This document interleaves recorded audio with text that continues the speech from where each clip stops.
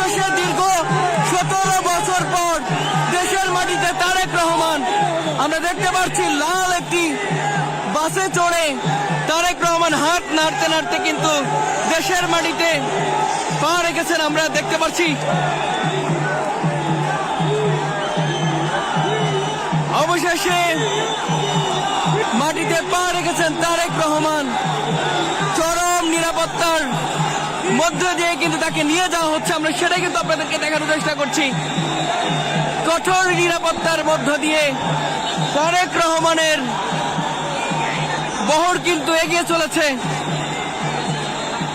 একটু দেখানোর চেষ্টা করি দর্শক, সরাসরি যুক্ত করেছি দৈনিক দেশের পত্রের মাধ্যমে।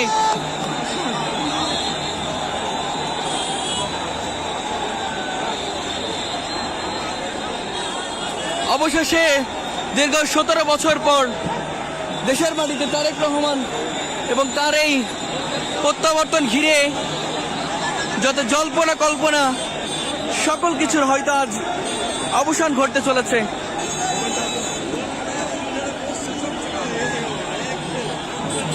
আপনাদেরকে একটু দেখাই, পুরো সড়ক জুড়ে শত শত মানুষ, হাজার হাজার মানুষের পদচারণায় মুখরিত হয়ে উঠেছে।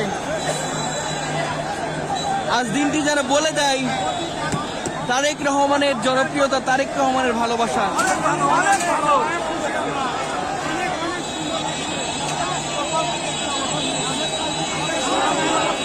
দীর্ঘ 17 বছরের প্রতীক্ষা, তিতিক্ষা, সকল অবসান ঘটলো। আমরা দেখানোর চেষ্টা করি একটু আপনাদেরকে, দেখতে পারবেন কি পরিমাণ মানুষের উচ্ছ্বাস।